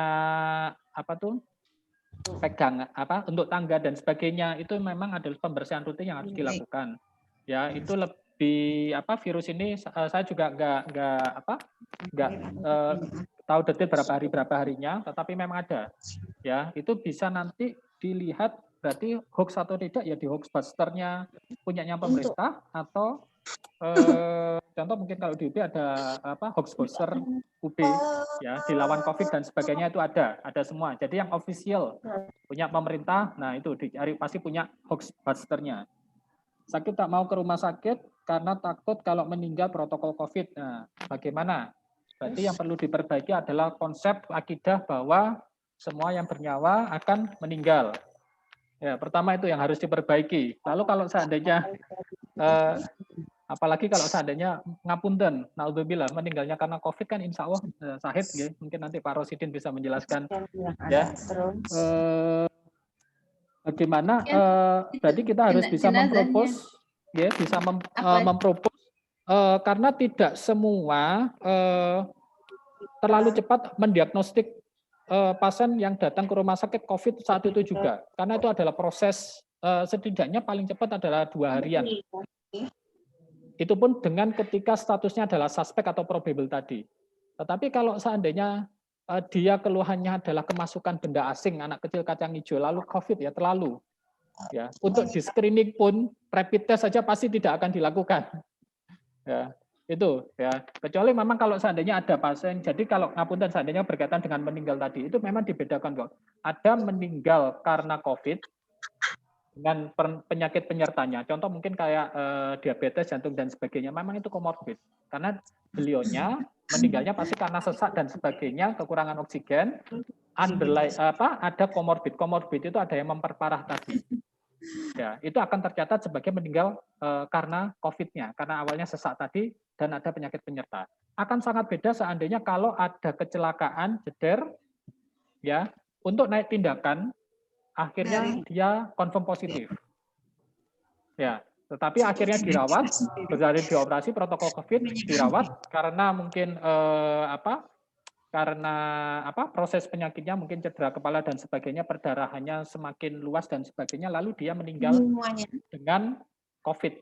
Tapi meninggalnya bukan karena COVID, tapi meninggal karena trauma kepala, perdarahan kepala dengan penyakit COVID. Itu tidak akan tercatat sebagai meninggal COVID, tetapi dua-duanya memang protokolnya COVID karena tujuannya adalah ini adalah pencegahan. Jangan sampai menularkan ya. Lanjut ke pertanyaan berikutnya adalah kalau seandainya jenazahnya ini sudah dipulasara secara protokol COVID, insya Allah tidak menularkan karena jenazah ini tidak akan batuk lagi, ya. Apalagi sudah memang terbungkus ya kafan, dikafani lalu terbungkus plastik, lalu memang ngapunten sebetulnya tidak harus dipeti. Ya, kalau dari protokol itu sebenarnya tidak harus dipeti, tapi cukup kafan yang terbungkus plastik, tetapi peti itu adalah untuk memudahkan, untuk memasukkan ke liang lahat. Karena berkaitan dengan kompetensi yang untuk memasukkan ke liang lahat. Selama tidak dibuka, insya Allah resiko penularannya tidak ada. Ya, itu. Mungkin itu saja dari saya, moderator.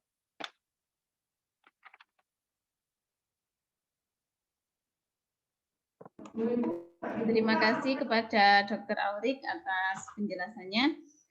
Kemudian langsung lanjut saja untuk pertanyaan yang ketiga pada Dr. Roswidin. Di sini dari Ustadz Doni Bunul yang menanyakan apa perbedaan antara musibah, balak, dan fitnah.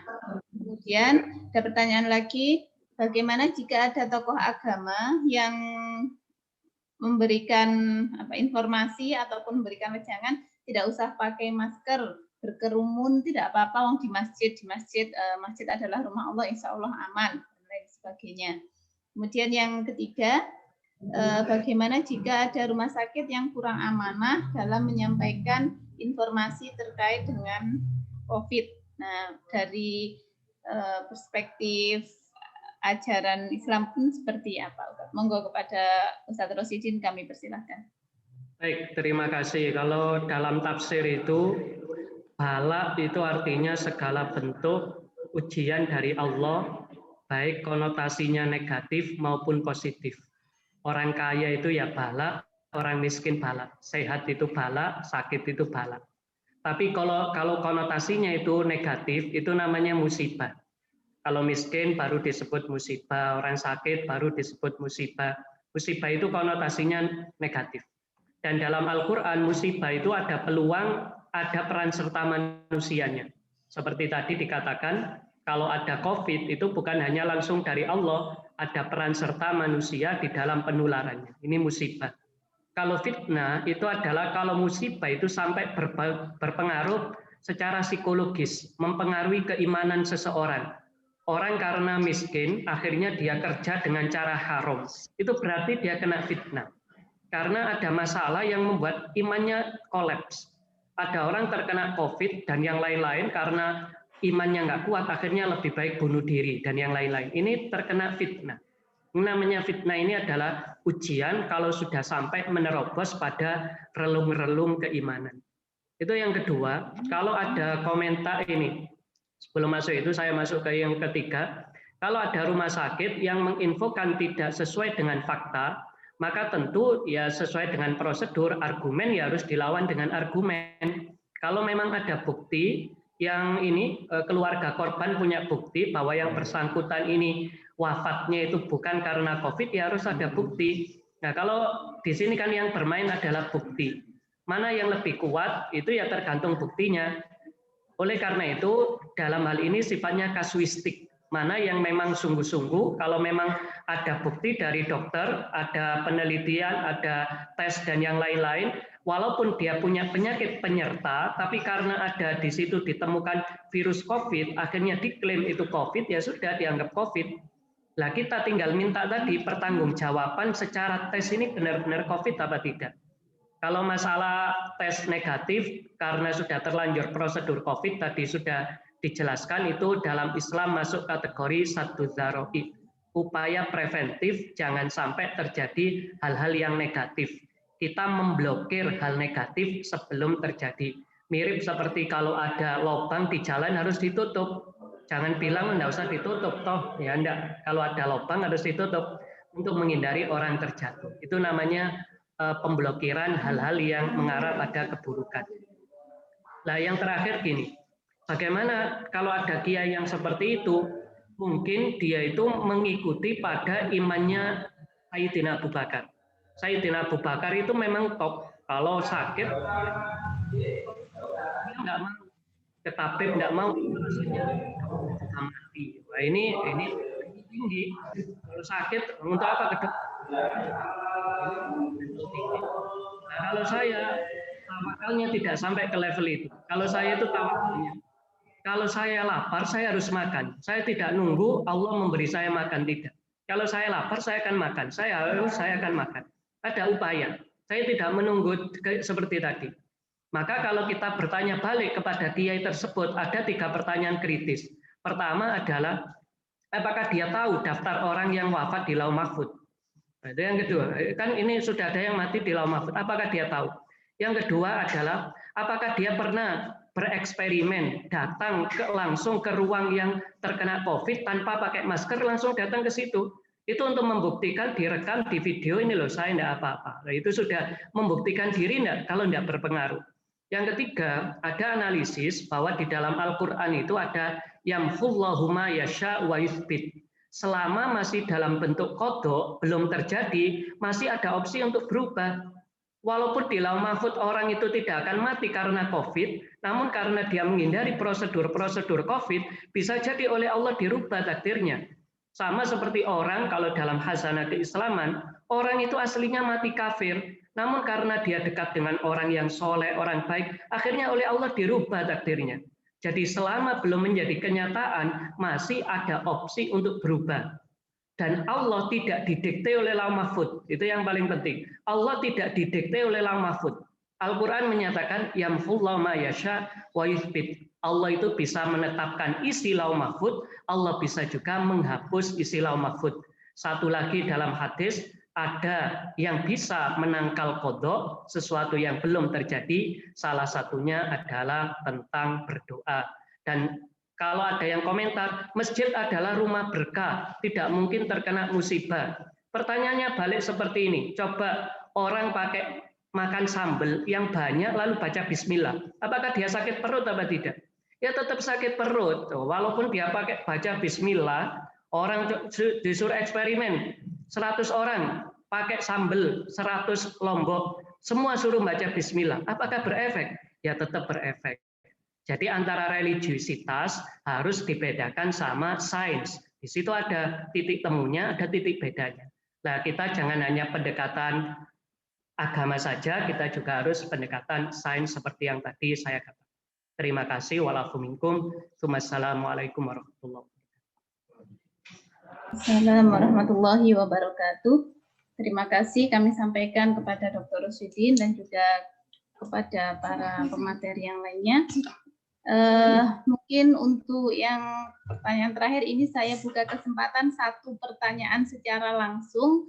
Monggo silahkan kepada siapa yang ingin bertanya secara langsung, 1 saja karena waktunya ini juga sudah lebih, mungkin 1 saja kepada pemateri siapa yang dituju, silahkan bisa di unmute bagi yang ingin bertanya secara langsung. Saya batasi 1 saja yang cepat, monggo silahkan. Saya Ustazah Bu Yulia Rusiawati.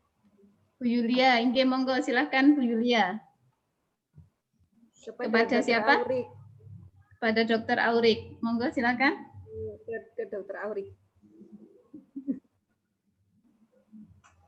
Monggo Bu, silakan pertanyaannya. Tadi saya baca di infotainment dan yang lain-lain. Oke. Kalau misalnya, apakah benar pasien dibawa ke rumah sakit terus dikatakan COVID, ada setelah dibuka di rumah matanya nggak ada? Itu hoak atau gimana itu, dokter? Ini saya kok ngeri ya. Terus tetangga saya sakit sampai lidahnya putih, pucet, nggak mau ke rumah sakit, diperiksa ke dokter biasa, jadi kan nggak tahu penyakitnya apa. Takut karena ada omongan tentang COVID ini. Gimana dokter kalau kita bersikap sebagai masyarakat untuk membantu mereka, untuk mempositifkan pikiran mereka itu? Kita ini kerepotan gitu. Dokter, makasih ya dokter ya. Itu saja pertanyaan. Baiklah, terima kasih kepada Ibu Yulia. Monggo silakan Dr. Aurik untuk langsung menjawab. Ini operasional lapangan ya, kalau saya mendampingi ya. Pertama itu saya tidak pernah mau ketika melakukan edukasi itu adalah via WhatsApp, tulisan, dan sebagainya. Lalu saya itu langsung angkat tatap muka, ayo V-call yuk, ayo Zoom. Ada yang Zoom gratis 40 menit. Terus yang sasarannya siapa saja, mungkin orang tersebut menduga dari mana dan kepada siapa, kumpul bareng yuk, ayo, namanya kalau kan fokus group discussion ya, ya sudah kita selesaikan, kita cerahkan di sana.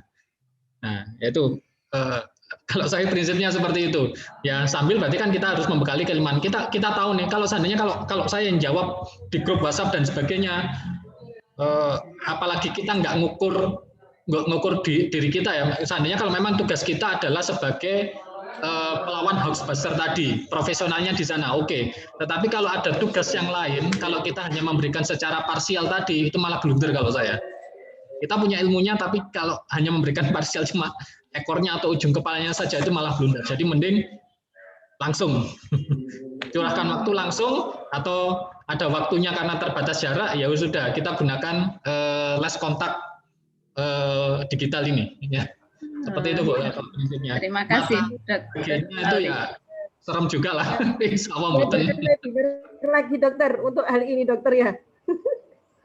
Berarti mungkin begini Bu Yulia, nanti Bu Yulia bisa minta kontak personnya Dokter Auri kepada panitia, kemudian tetangga jenengan yang sedang sakit sudah parah itu bisa langsung di video call-kan dengan Dokter Aurik sehingga beliaunya bisa diberi arahan secara langsung seperti itu. Ya, itu emas cara lain itu ya. Pengabdian masyarakat seperti ini kan ya. Pengabdian masyarakat cara lain. Ya. Baiklah, terima kasih kami sampaikan karena waktunya sudah melebihi dari rundown acara yang sudah ditetapkan. Sebenarnya kalau masih kita ingin diskusi lebih lanjut ini semakin malam semakin menarik ya, jadi semakin banyak pertanyaan. Tetapi sekali lagi kami mohon maaf karena waktu yang sudah mulai merangkak malam ini, sehingga saya cukupkan sampai sekian ya diskusi kita pada malam hari ini. Sebelum saya menyerahkan kembali kepada MC, saya akan membuat sebuah closing statement dari apa yang sudah disampaikan para pemateri dan juga dari hasil diskusi pertanyaan-pertanyaan dari audiens tadi. Jadi kalau di tema tadi disebutkan bahwasanya gempa bumi, kemudian COVID itu merupakan bencana yang membawa berkah, ya, bencana atau berkah. Nah, maka dari apa yang sudah kita diskusikan ini tadi bisa kita katakan bahwasanya apapun bencananya, apapun jenis bencananya, itu semuanya sudah ditetapkan oleh Allah, tetapi ketetapan Allah itu ada yang mendapatkan campur tangan dari manusia itu sendiri, sehingga sehebat apapun, secanggih apapun teknologi yang ada, memang tidak bisa secara pasti menolak itu, tetapi kita bisa mengupayakan, kita bisa memanfaatkan, dan kita bisa melakukan yang namanya ahsanu amala, sehingga kita bisa terhindar dari qadha ataupun ketetapan Allah yang sudah diberikan kepada makhluknya, termasuk penyakit, kemudian pandemi dan bencana. Oleh karena itu, kita selaku umat Islam, kita harus menguatkan keimanan kita kepada Allah, kita harus selalu berusaha, kita tidak boleh hanya pasrah, kita harus mengikuti aturan-aturan ataupun mengikuti arahan-arahan dari para profesionalis, ya, sehingga kita semuanya bisa bekerja sama dan kita bisa berkolaborasi untuk untuk meminimalisir ataupun mengurangi bahaya-bahaya yang ditimbulkan akibat adanya bencana, baik itu gempa, tsunami maupun COVID-19. Akhirnya saya selaku moderator mohon maaf yang sebesar-besarnya jika ada salah kata dan lain sebagainya. Semoga yang kita diskusikan malam hari ini membawa manfaat di dunia wal akhirah. Syukran ala itimamikum. Wassalamualaikum warahmatullahi wabarakatuh.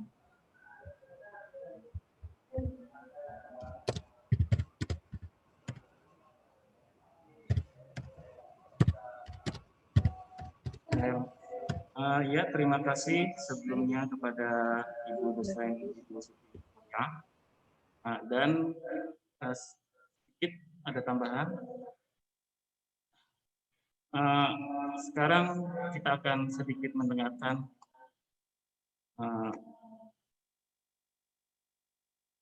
pemaparan dari dari pembina Yayasan Puri Avicenna Malang. Kepada beliau kami persilakan. Terima kasih Pak Wahid. Assalamualaikum warahmatullahi wabarakatuh. Alhamdulillah acara yang digelar pada malam hari ini mendapatkan ridho dan semoga bermanfaat untuk semua peserta, semua pembicara, moderator dan kru teknis yang melaksanakan acara pada hari ini. Subhanallah, tentunya kita semua bisa segera mengambil apa yang tadi sudah disampaikan oleh 3 pembicara kita yang berbicara. Semoga setelah hari ini kita makin pintar untuk mencari berkah setelah adanya beberapa musibah yang terjadi di kota Malang. Kita bisa bayangkan bahwa acara seminar seperti ini cukup pakai laptop dan dihadiri langsung oleh beberapa orang. Saya lihat presentasinya cukup banyak. Kita tidak usah keluar rumah, tapi ilmu kita luar biasa. Sesuatu yang kita sama sekali tidak pernah bayangkan sebelum terjadinya COVID. Kalau bencana, insya Allah sekolah Avicenna ini merasakan bagaimana kota Malang melatih saya, murid-murid saya. Dalam pertemuan malam ini tidak ada workshopnya ya Pak, sehingga tadi dikatakan dulu, dikatakan kepala tidak ada solusinya. Tapi insya Allah kemarin Avicenna sudah didatangi oleh Kota Malang sebelum. Dan bagaimana kita tahu sudah menjelaskan bahwa ternyata komunikasi itu, beda jarak itu membawa berkah bisa dilakukan kalau kita mau memanfaatkan kecanggihan IT. Nah, ini semua adalah berkah-berkah yang luar biasa. Karena kita semua pada yakin kalau COVID itu tidak datang, mungkin IT ini tidak secepat kilat seperti ini. Semua orang jadi tahu, bisa webinar, kemudian memanfaatkan situasi. Kenapa kok Jumat malam? Karena kalau kami ya itu informasi. Beberapa peserta webinar Avicenna yang lama yang sudah sering ikut, pengennya malam hari. Nah, ini luar biasa para pembicara bertiga. Harus dijaga juga di moderator juga dijaga. Hikmah-hikmah yang dihimpun pada malam hari semoga menjadi basic hikmah bagaimana pengabdian sosial bisa dilakukan oleh murid dan rumah, Ustaz dari rumah, kemudian moderator juga, Pak Herman juga dari rumah.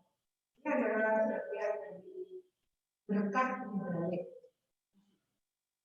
Kita harapan webinar seperti ini bisa dilakukan siapa saja, di mana saja, dan kapan saja.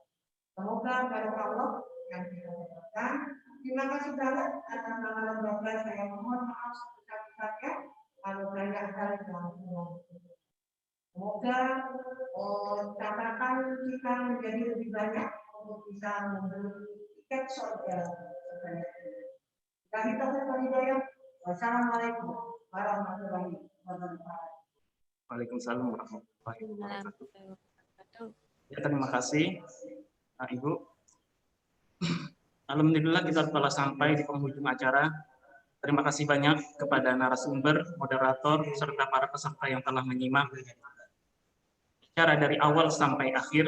Semoga banyak ilmu yang didapat dalam webinar ini dan diaplikasikan dalam kehidupan kita sehari-hari. Dan semoga kolaborasi webinar yang diselenggarakan Sekolah Alam Avicenna Malang dan Sekolah Tinggi Ilmu Agama Islam Ma'had Al-Hikam Malang dapat berkesinambungan di masa yang akan datang. kita dapat bertemu kembali dalam webinar-webinar yang akan datang. Dan tak lupa, saya selaku pembawa acara, Syahid Amin, mengucapkan terima kasih banyak kepada seluruh rekan-rekan yang terlibat dalam acara webinar ini, sehingga acara webinar ini dapat berjalan dengan lancar. Dan kami juga mohon maaf kepada seluruh peserta webinar bila ada kesalahan, baik tutur kata dan tindak tanduk yang kurang pantas, kami mohon maaf yang sebesar-besarnya. Dan sebelum kita akhiri, dimohon kepada para peserta webinar untuk kita berfoto bersama, semuanya mengaktifkan video, tampilan video semua. Oke, kita akan foto bersama. Monggo. Terima kasih. Terima kasih. Ya. Monggo diaktifkan semuanya. Pak Syahidnya ini kecilin loh. Terima kasih. Terima kasih semuanya. Terima kasih. BPBD sukses ya. BPBD sukses ya. Satgas Covid. Sukses. Terima kasih Pak Dokter. Terima kasih semuanya. Semuanya, ya. Terima kasih semua. Dan mari kita tutup acara webinar ini pada malam hari ini dengan mengucapkan doa penutup majelis. Subhanakallahumma wa bihamdika asyhadu an la ilaha illa anta astaghfiruka wa atubu ilaik. Terima kasih. Staima Al-Hikam. Jaya, jaya, jaya. Afesin Amala. Jaya, jaya, jaya. Sampai jumpa lagi. Assalamualaikum warahmatullahi wabarakatuh. Waalaikumsalam warahmatullahi wabarakatuh. Terima kasih Pak Rahmat, terima kasih Pak Rosidin, terima kasih Dokter Aurik. Mohon maaf lahir batin. Mohon maaf lahir batin. Assalamualaikum. Terima kasih Pak. Terima kasih panitia. Terima kasih Bapak Ibu semua. Terima kasih buat semuanya pemateri.